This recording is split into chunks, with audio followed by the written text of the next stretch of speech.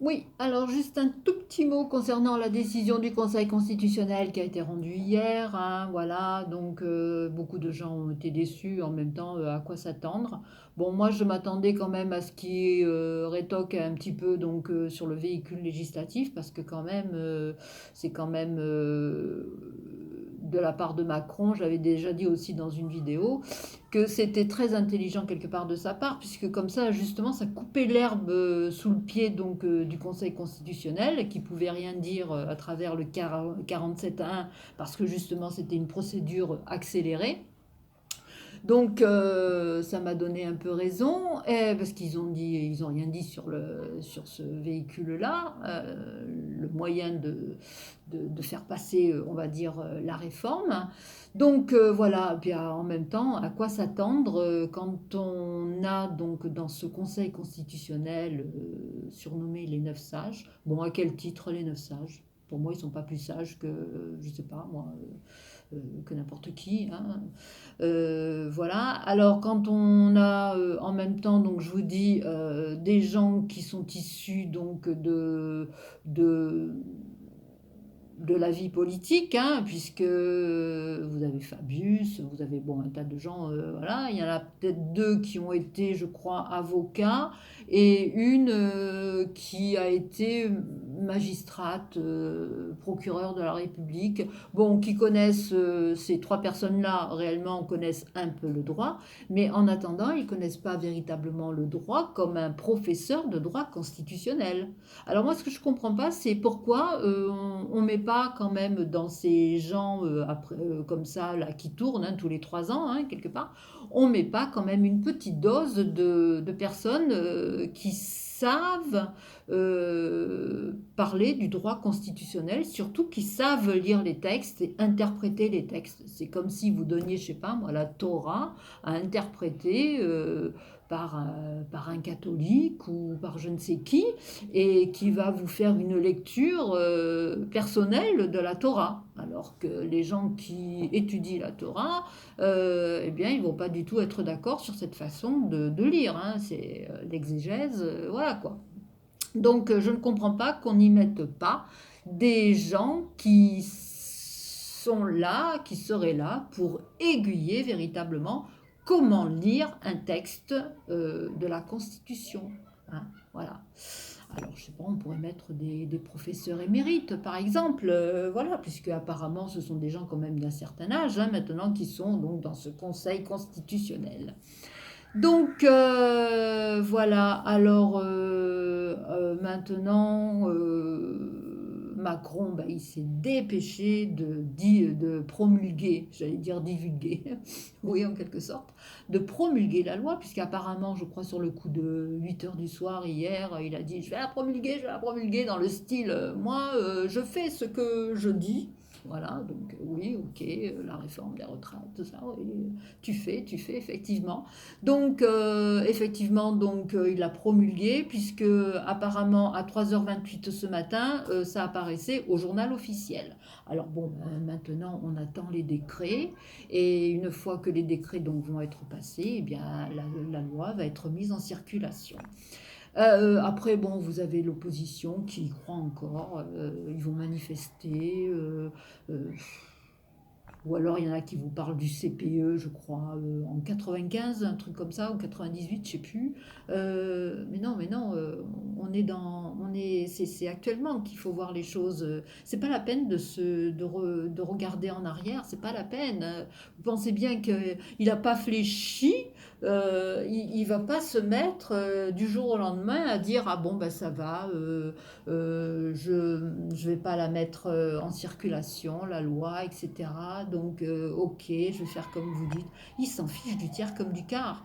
Parce qu'en fait, Macron, lui, et c'est ça qui me paraît dingue aussi, c'est que les médias en parlent comme si, eh bien, l'opposition avait un poids.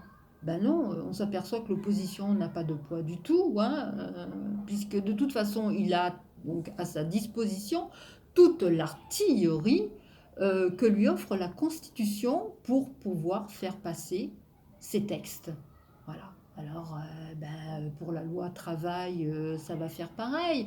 Alors, vous allez me dire, oui, l'intersyndicale, il les invitait, etc. Mais l'intersyndicale, c'est pas maintenant qu'il fallait les inviter. C'est au moment donc de la réforme des retraites de parler effectivement avec eux. Il a refusé. Donc maintenant, il voudrait donc l'intersyndicale parle avec lui, mais je vois pas de quoi. La réforme du travail, tu vas avoir le dos cassé, mais de toute façon, tu dois bosser jusqu'à 64 ans. Alors, où est le problème? On va constater effectivement que il y a de la souffrance au travail, qu'il y a des problèmes de santé au travail, etc. Mais, euh, mais ta réforme, elle est passée. Tu fais bosser les gens jusqu'à 64 ans et voire même plus. Donc, voilà. Alors après, donc vous savez que Macron, il est européiste, hein, voilà, c'est pour lui l'Europe, l'Europe, l'Europe.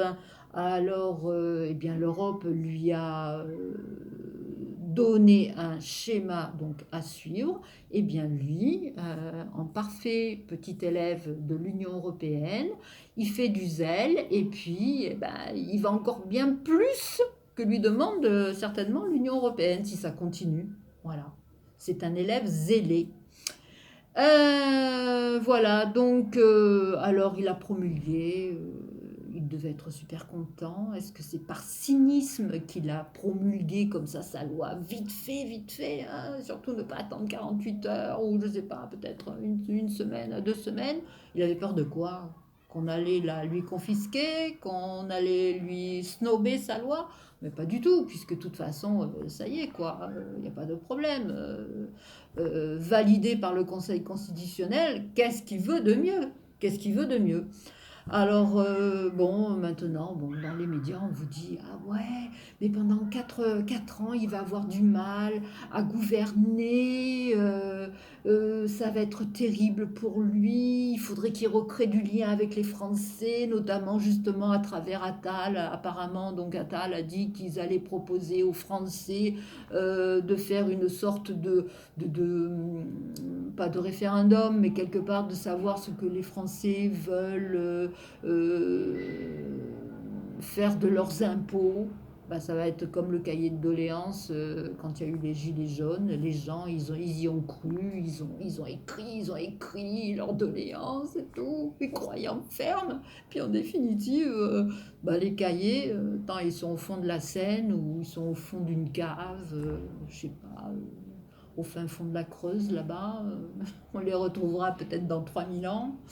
Voilà. Donc, moi, ça me tue, quoi, les médias qui vous disent il va avoir des difficultés. Mais non, mais pas du tout. Il a à sa disposition donc toutes les armes qu'il faut dans la Constitution pour faire passer ses lois que l'Union européenne lui demande de faire passer. Hein.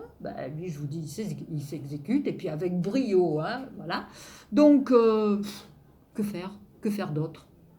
Voilà. Donc, moi, je sais pas.